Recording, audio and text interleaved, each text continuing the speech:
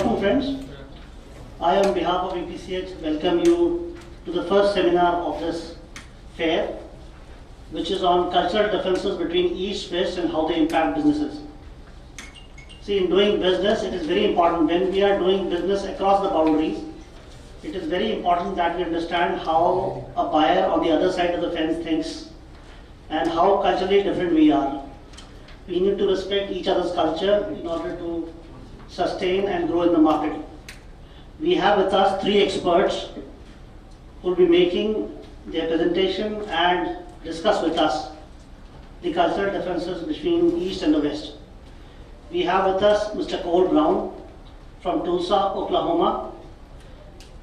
He has been in India for almost 10 years, more than that, 5 years, and has been interacting with a lot of exporters, and he knows India very well.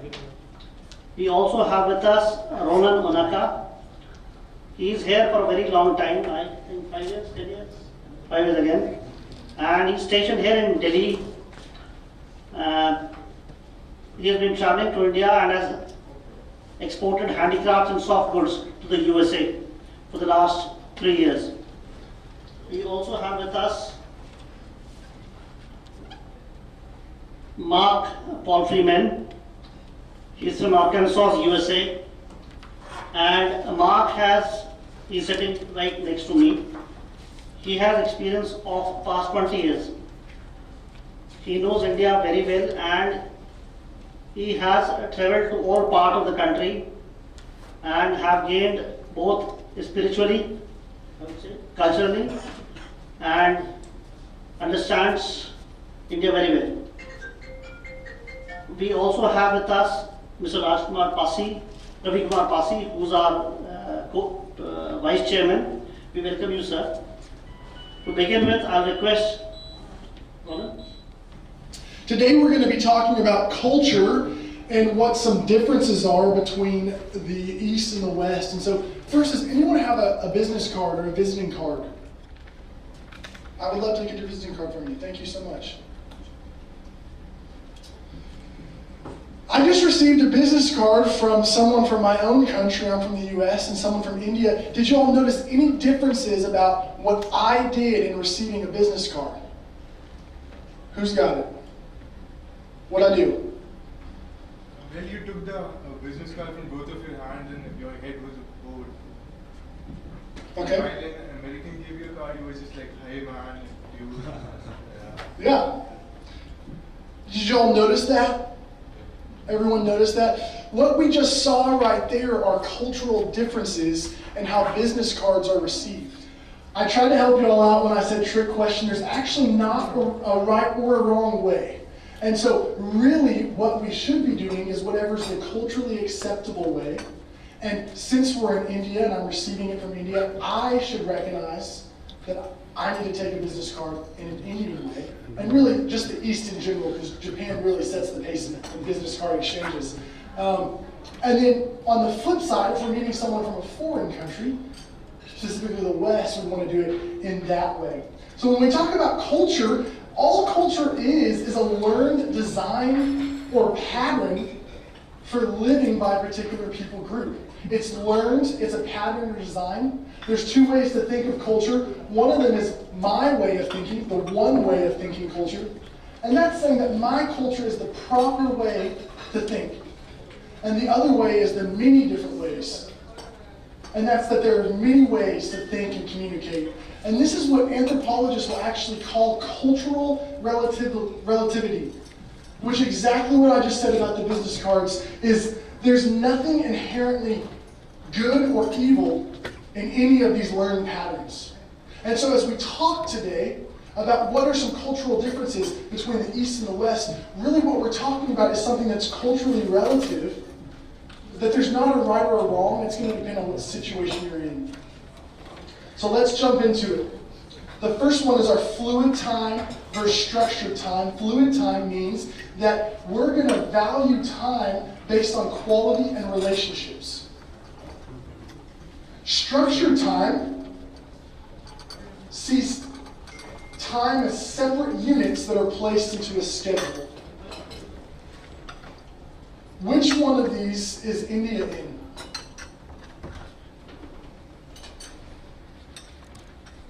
Fluid time or structured time? Which one's India?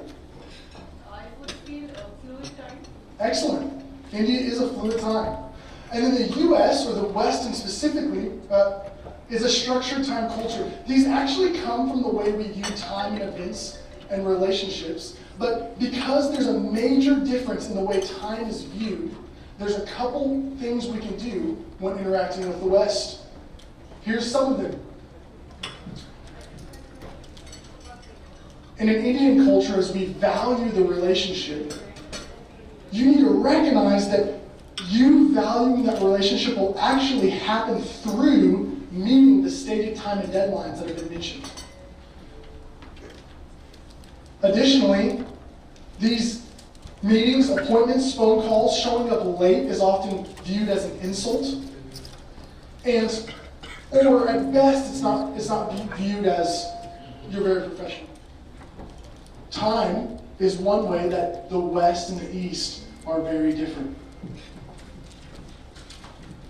For about 3-ish years now, and have gotten to really just learn a lot about the culture, the people. India is an amazing country, and through some of the shipments and deals that I've done, I've learned and experienced some difficulties that would not have been the case had I understood the culture.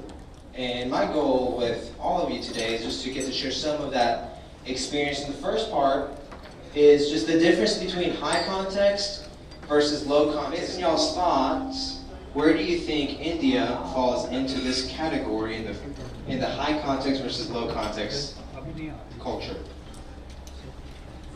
High context, right. And then the US is a very low context culture. We're just not good at listening and interpreting and even watching at the way somebody, what they do with their face and things like that. But Indians are incredible at it. One time, I had a business meeting scheduled in North Delhi, and I was in South Delhi, and that early morning I made a phone call to the manufacturer just to confirm if the meeting was going to happen. And I asked him, hey, is it okay if I come at 1 or 2? And the guy's like, yeah, sure. You know, this morning is a little busy today with some family things, and this is a busy season for work. But yeah, sure, 1 o'clock is fine. You should come. So I get in the Uber, I drive for about an hour and a half. I get there only to find out that he wasn't coming. He was sick. And I go home, I'm frustrated, and I speak with one of my colleagues, and just trying to process through what went wrong. And as I was figuring it out, I realized that he communicated that he's busy in the morning, and it's a busy season for his country. That's just, had I known that, I think I would have been able to know ahead of time that he wasn't going to be there. So, in this graph that I've made, this is just I is indirect communication, D is direct, B is blunt. So India's on top, the US is on bottom. Does this work? Okay. So when an Indian speaks directly in their culture, it is an indirect communication to us. And as I mentioned, us American Indians are just incredible at just being able to tell and observe everything about what you're saying and the way you're saying it. We're awful about that as Americans. So when an Indian speaks directly, it's indirect communication to us. And on the flip side, when an American speaks directly with an Indian, it's sometimes considered blunt or maybe even rude at times. And that can be frustrating, I'm sure, for you. I'm sure a lot of you have experienced this. And lastly, if an American speaks bluntly or an Indian speaks indirectly, it just doesn't even register in our cultures at all. And that's where we miss. But most of the issue that happens in business is here. Because we as Americans can't interpret what you're saying at times. And it's not the difference between right or wrong, it's just different. So what I would encourage you is when speaking with Americans, consider being blunt, direct, be as direct as you possibly can. And if I was speaking with an American, I would tell him, hey, be careful for indirect communication. Make sure you're really listening to what is being said and communicate well. But I would definitely encourage speaking as direct as you can. It might be uncomfortable at times, but I think that will definitely set you apart, because when an American or European too has issues with an order, and it's just because of communication, they'll probably go somewhere else. And I hate that a company won't get a second order just because we had cultural differences, and that's it. So, as I said, when speaking with the West, speak directly and frankly, communicate your feelings clearly, say what you mean and what is true. Don't take clear directions as an insult to intelligence, and don't respond as if you understand when really you don't. One time I had an order in Rajasthan for some Dokar blankets, and I was checking in on the status of the order, and I asked, hey, is the order going to be on time? And the guy said, oh yeah, sure, it's going to be on time. But in the winter, the fabric doesn't dry as fast, so that's something we'll have to take into account. And the order ended up being late. And the reason that this happened was, again, I didn't understand what he was saying, and we just missed each other on the difference between yes and no in the culture, and just the way he communicated. So in India, I've learned over my time here that there's so many ways to say no, but very rarely is the word no actually used. And that comes from the concept of saving face, which I appreciate, but yeah, saying no is sometimes considered rude and not culturally appropriate. And Indians are great at understanding what no is being said without the word being used at all. But us Americans are terrible at that, and unless we hear the word no, we will often assume yes. So I'll just be careful with that, because I think it can be very easy to fix this. And again, not right, not wrong, it's just different. And I think the reason for these issues at times is because in India we want to save face. And it's just the concept of being acutely tuned to someone's feelings, and from my understanding, not wanting to offend others. And I want to share a quick story of a time 2 years ago. Cole and I actually came to speak at this room, and we were coming from Faridabad. And Cole was driving Mahindra Scorpio in the middle of the road. And we're starting to yell at each other, and, you know, you're a liar, he's the liar, we didn't hit you, yes you did. He's threatening to call the cops, we don't care, bring him. And then Cole looks at his car, and sees that there is a little scratch there. And says, oh, maybe I did hit you, I'm sorry. And the Indian's demeanor changed from anger to a smile. He gets in his car, takes off, and he leaves, and we're just completely dumbfounded, because in our paradigm, we thought he wanted money from us. In his paradigm, he just wanted to be apologized to and be acknowledged that he was right, and us acknowledge that we were wrong. And that's just different. So, let's see. Ways to lose face in India: openly disagreeing with someone, that's something we did over there. Correcting someone, giving negative feedback, not correctly answering a question, saying something is not possible, admitting a mistake, admitting one does not understand, admitting one is behind schedule. I think that happens in manufacturing a lot, and that's just part of the process. Or asking for help. And I just want to encourage you that admitting these things or doing these things is not a way to lose face with an American or a Westerner.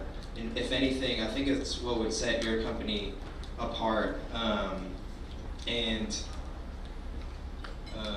think if you are willing to adapt the way you communicate with the West, will be the reason why people will continue doing business with you. Because even if a company says, hey, we're late by 3 weeks and we're sorry and this is what happened, shouldn't be an issue in the future, I will continue to do business with them, because at least I can communicate and understand each other. And I appreciate that. If you do these things, I think that will set you apart. Here's Mark. Why did you back into me? And I was already out of the car. I was on the sidewalk. And I just started laughing, like, how is that even possible? Like, you bumped me, but you immediately.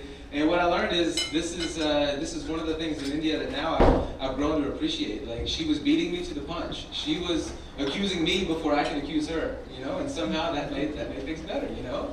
There's a lot of things like this. My family moved here in 2007, and we moved immediately to Allahabad. And coming from my place in the U.S. to a place like Allahabad was a crazy cultural shift. And in the beginning, there were a lot of things that I saw that were really strange and odd and different to me. And as time went on, they became things that I appreciated that were very beautiful to me. And so now I feel really strange. Actually, moving back to the U.S. was a more difficult cultural shift because I had grown to appreciate these things about community that I saw in Allahabad, the things that were weird to me, eating with your hands, you know, from all these little differences that seemed very strange at first became things that I embraced and enjoyed. And so now I feel like I'm, you know, almost more a lover of India than I am my own place.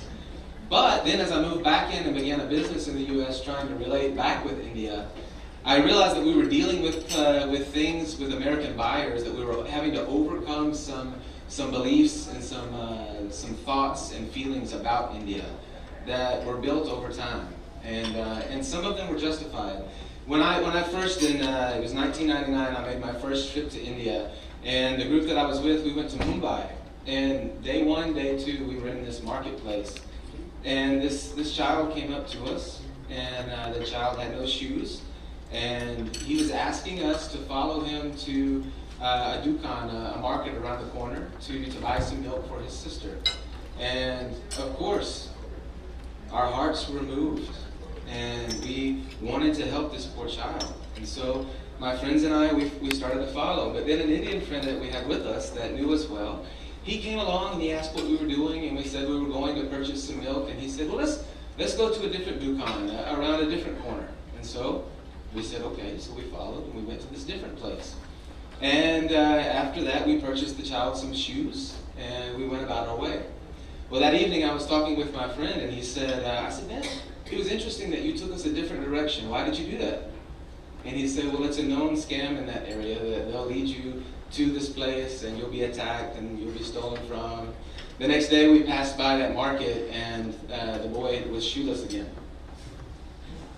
It wasn't long after that that movie Slumdog Millionaire came out, you know? And it didn't help us any in the trust factor around the globe of what they think and perceive of India.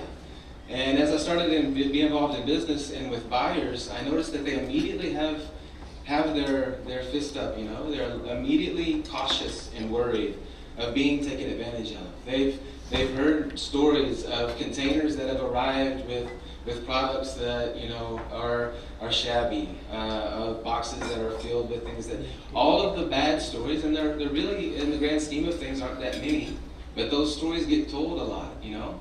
When I was a teenager, I have an older brother who's 6 years older than I am, and he caused a lot of trouble for my family, and he was very brash, and he had a bad reputation. So I was coming along, and my father set me down, and he said, son, our family name is in your hands. You have some responsibility. The reputation is not good today because of your brother's actions, and you have an opportunity to redeem the family name. I feel like today in India and lovers of India, like there's a responsibility because there's so much that's beautiful and right and good, but the responsibility falls on us to do it in a new way. All those presuppositions and beliefs and bad things that have happened in the past, to do it right. And I really saw this. I was working with a large company that was buying tabletop items, and we had several different vendors, some metal, some glass, some wood.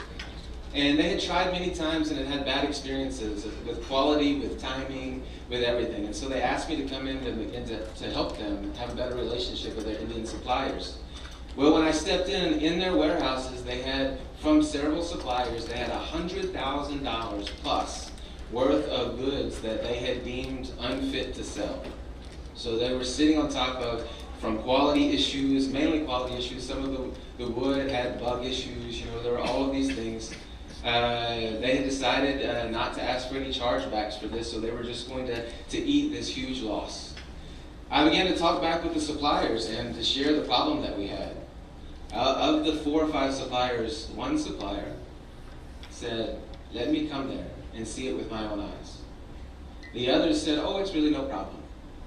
But one supplier said, let me see it with my own eyes. So he jumped on a plane, he came to the warehouse, we opened up all the boxes, he looked at all the things. At first, he started to make some excuses, but then finally, as we were sitting with some of the decision makers, he said, this is not good. I'll begin to do things differently. I recognize it, and I want to be different. A few weeks later, he went back to his factory and he instituted all the different processes that would make the change. He came back and presented a new proposal, specifically stating the things that he would do differently. Not just a broad statement that we'll do better, not just a promise that things will get better, but specifically stated, this is the way Americans work. He gave us a good plan. Today, that company is no longer working with the other 4 suppliers, but they've increased business threefold with that one supplier. And so what I'm saying is that these are the kinds of things that sometimes get misinterpreted. Admitting wrong, being very specific about the things, not just vague, but very specific about the things that will be done differently, or the promises that you make. This is specifically what we will do, not just, a roundabout, yes, we will do that somehow, but something very specific.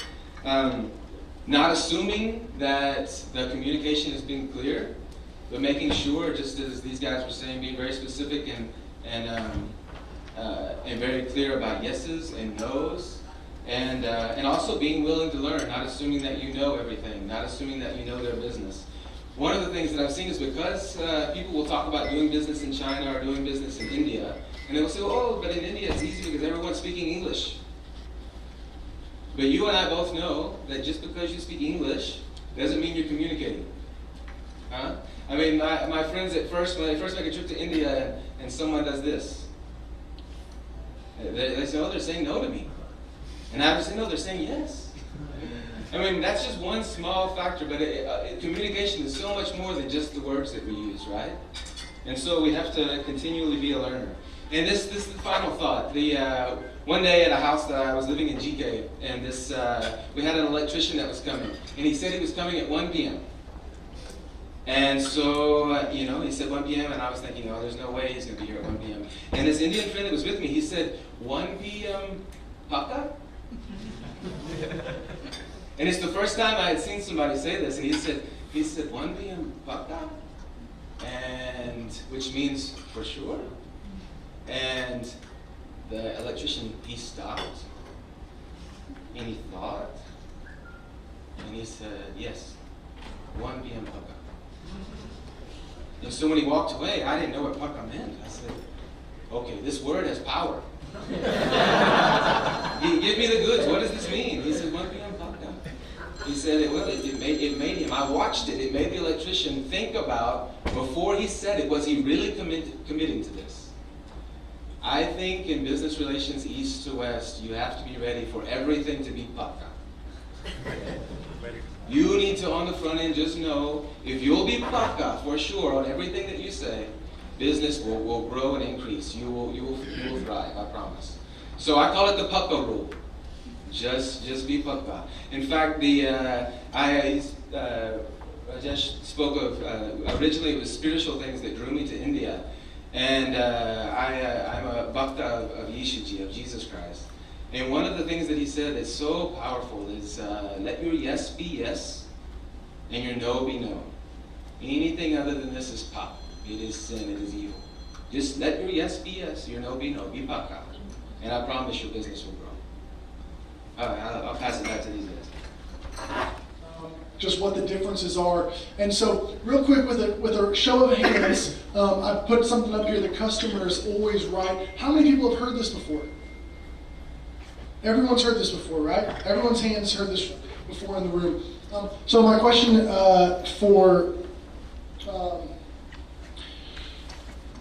for you all is, when did you first hear this phrase. And I just want you to think about, when did you first hear this phrase? You know, when were you hearing this at? And so when would you say you heard this phrase first?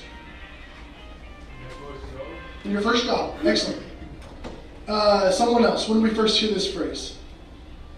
First internship. First internship, great. Classroom. Classroom. Okay, so in school. Yeah. Excellent. So, what about the phrase work is worship? Kam hi puja hai. When did we first hear that phrase? Childhood. Childhood.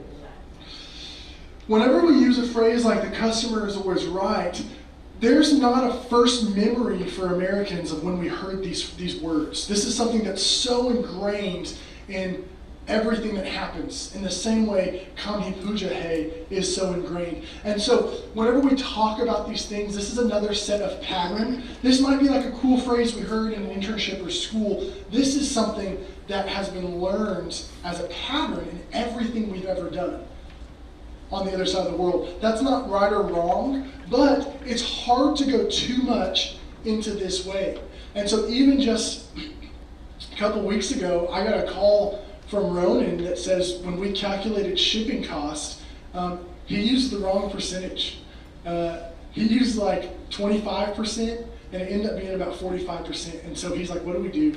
And we just had to eat that 20% of the cost. We lost money on the order, and it was solely because we made a mistake, we were wrong, but that translated into our problem because we wanted to make sure our customer was in the right and that we wouldn't charge them. And so this is a phrase that you might have heard in the same way that the first time I heard work is worship was about 5 years ago. I was in a company in Gurgaon. We were working with the word W in an accent training class. And someone said, work is worship.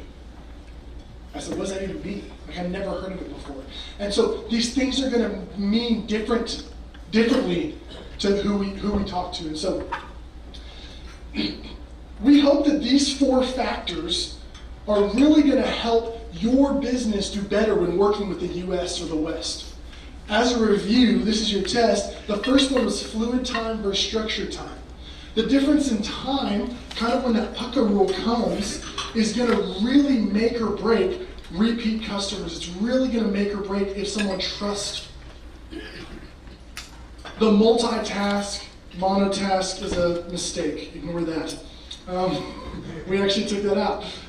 High context, low context. What Ronan talked about, being direct or indirect when talking. The customer is always there versus the customer is always right. I think any business in India would be successful, specifically in Delhi. I want to open up a cafe, a bakery, a Bitcoin mining thing. I don't think it matters. I think anything we put in India, there's so many people in Delhi, it's going to work.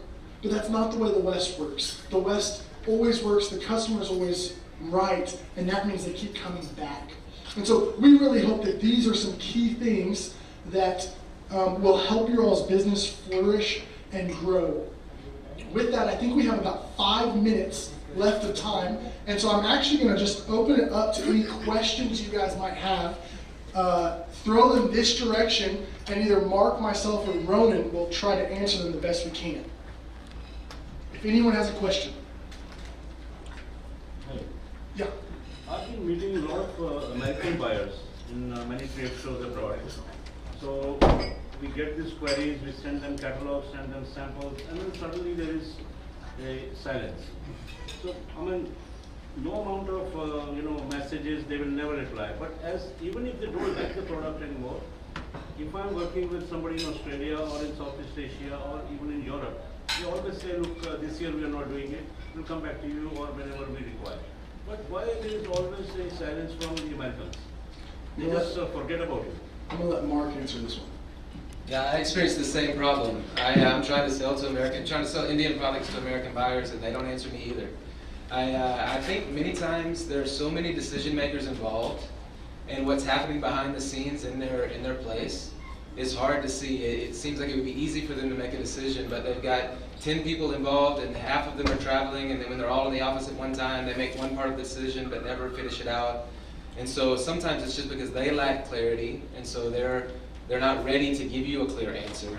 But then I also think that there's so much busyness that's happening that they just forget to come back to you, you know, and it's not kind. It leaves you hanging. I know I've had that feeling. It leaves you hanging. It's not courteous at all. But I think also that they look at you exist. You know, the customer is always right mentality. You exist to serve them, and so they don't necessarily owe you an answer, which is another thing about Western culture that I don't really like that much, but it's reality. And it's not just towards you guys, it's also, like I said, towards me. So I think that's the way that they're operating in business. It's not just you, So for sure. Honestly, I will stop looking now.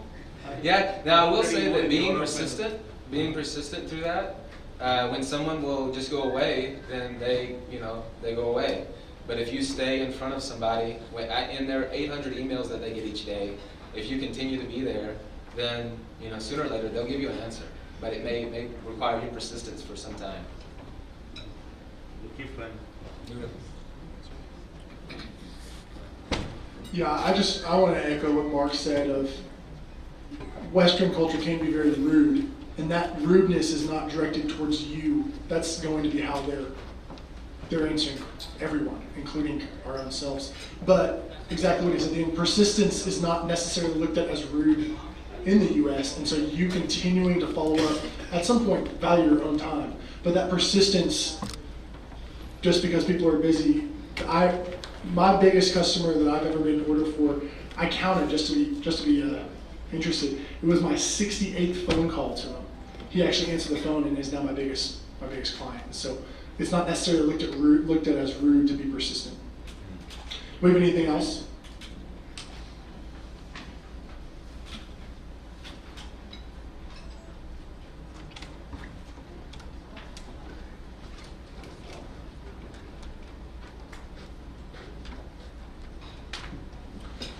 Okay, well with that, we just want to say thanks. And like I said, our hope and our dream is really for you guys to be successful. The same thing Mark said is that the reason I'm living in India, I'm not living in India. The reason I spend 10 months of the year in India, the reason Mark comes here 2 or 3 times a year, the reason we're doing this stuff is because we actually love India and love what's going on here. Obviously there's business and financials and money involved. We do have to make money. But we do care about the culture, and we do like and love India. And so our hope and our dream is that you guys can take some of this stuff and really be successful in how you all do business. And that's really our passion and our heart. So thanks so much for having us. Thank you. This is open for question answers. In case you have any queries, you may put them to our speakers. So I want to know what is the best way to approach somebody new. When you're trying to introduce yourself, because we want to show that we're very serious, but since we do not have that much of experience at work, so a lot of times we've experienced that people don't take us in the right way. So in what way or in what pattern or what form of communication is the best way to approach? If you could just throw some light on that. Thank you. Of interaction at times.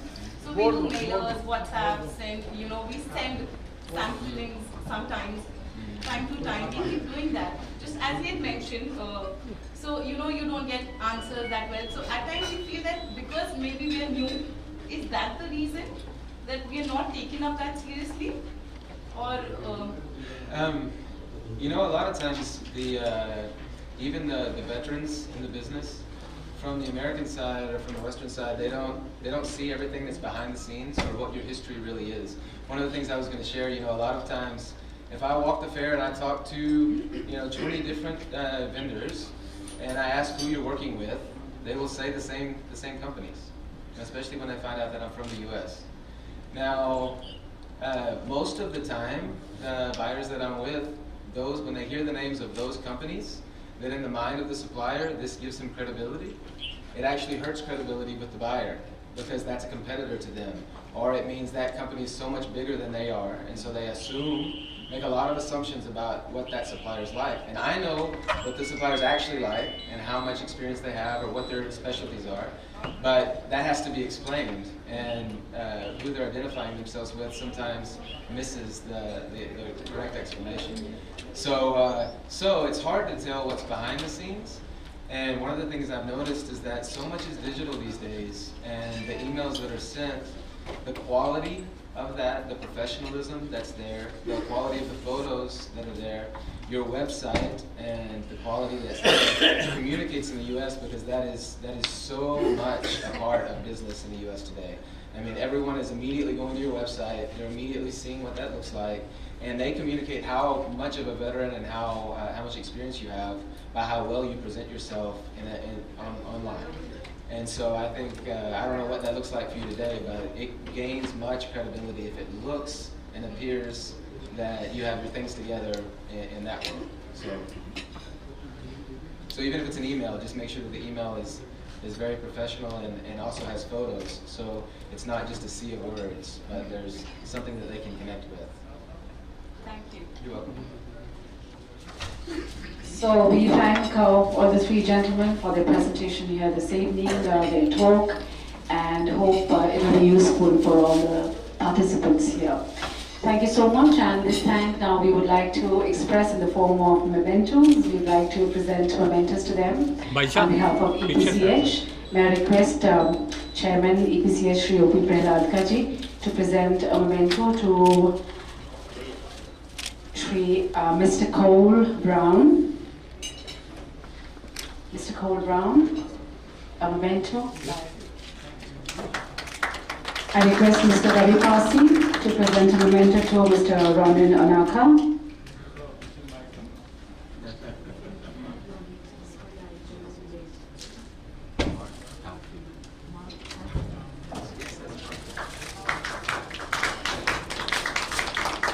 And Mr. Mark Palfreman to be felicitated on behalf of EPCH by both Shri O.P. Prahlad Kaji and Shri Ravi Pasi.